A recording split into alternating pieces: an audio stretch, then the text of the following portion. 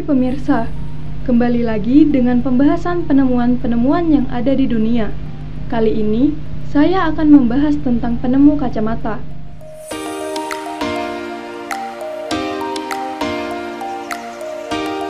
Kacamata adalah lensa tipis untuk mata, guna menormalkan dan mempertajam penglihatan. Ada yang berangka dan ada yang tidak. Sekarang, selain menjadi alat bantu penglihatan, kacamata juga sudah menjadi pelengkap gaya, serta menjadi alat bantu khusus untuk menikmati hiburan seperti kacamata khusus 3 dimensi.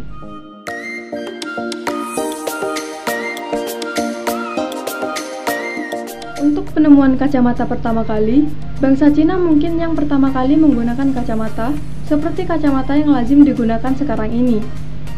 Biasanya, sebuah kacamata terbuat dari lensa dengan bentuk oval dan terbuat dari batu kristal serta bingkai dari tempurung kura-kura.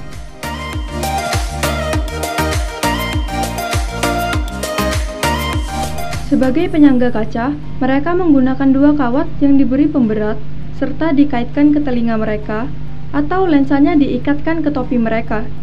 Saat itu, kacamata hanya sebuah jimat keberuntungan atau alat untuk membuat mereka terlihat lebih keren.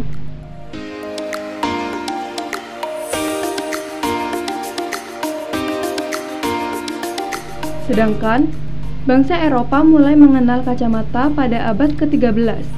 Berbeda dengan orang-orang Cina, orang Eropa menggunakan kacamata sebagai alat bantu penglihatan mereka.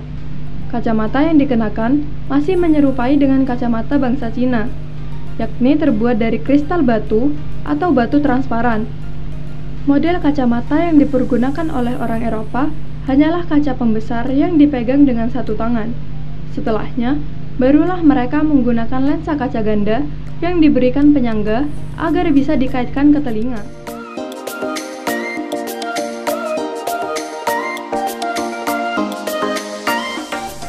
Pada tahun 1784, Benjamin Franklin, yaitu seorang ilmuwan Amerika, berhasil menemukan kacamata bifokal. Kacamata ini menggunakan 2 lensa cembung dan cekung dalam satu bingkai.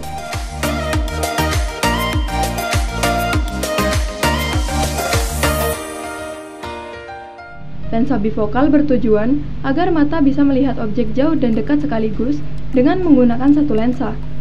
Dengan begitu, Benjamin telah berhasil menyempurnakan bentuk dan fungsi kacamata di era modern.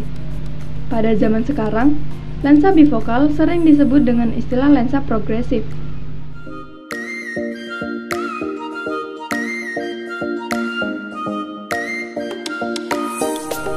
Penemuan kacamata berhubungan dengan penemuan lensa. Konon, bangsa Yunani kuno yang hidup pada abad ke-8 sebelum Masehi pun disebut-sebut sudah memiliki lensa, yang terbuat dari bola kaca yang diisi air. Saat ini, sudah terdapat 7 jenis lensa kacamata. Berdasarkan bahan materialnya, ada 5 jenis lensa kacamata.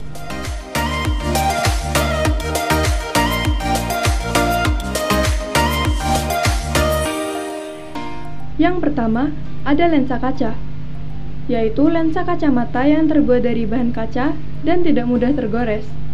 Selain itu, bahan kaca memiliki sifat penghantaran cahaya yang sangat baik. Namun, lensa dari bahan kaca cenderung lebih berat.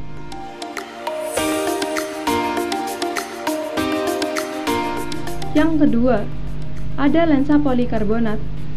Lensa polikarbonat merupakan lensa kacamata yang lebih tipis dan lebih ringan daripada kaca. Selain itu, lensa ini memiliki keunggulan lain seperti tahan benturan dan memberikan perlindungan dari paparan sinar UV.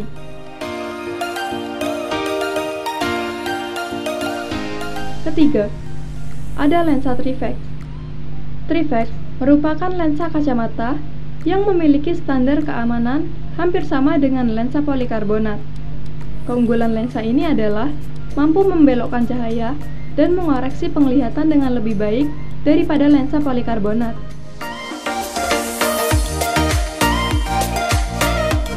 Yang keempat, ada lensa high index.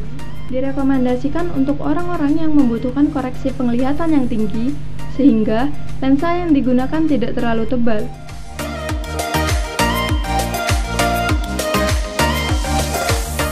Yang kelima, ada lensa fotokromik. Lensa kacamata ini terbuat dari kaca atau plastik. Kelebihan dari lensa ini adalah mampu berubah warna dari bening menjadi gelap saat terkena sinar matahari.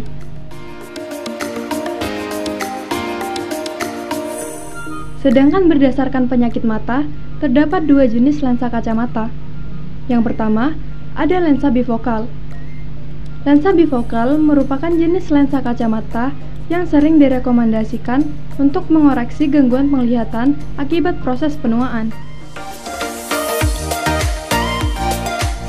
Jenis lensa kacamata ini memiliki dua titik fokus, yaitu pada bagian atas lensa dan bagian bawah lensa. Titik fokus pada bagian atas lensa berfungsi untuk memperjelas penglihatan jarak jauh. Sementara itu, titik fokus pada bagian bawah lensa bertujuan untuk memperjelas pandangan jarak dekat. Yang kedua, ada lensa trifokal. Lensa kacamata trifokal memiliki 3 titik fokus yang berbeda. Titik fokus lensa ini berada di bagian atas lensa untuk melihat jarak jauh, bagian bawah untuk melihat jarak dekat, dan bagian tengah untuk melihat jarak menengah.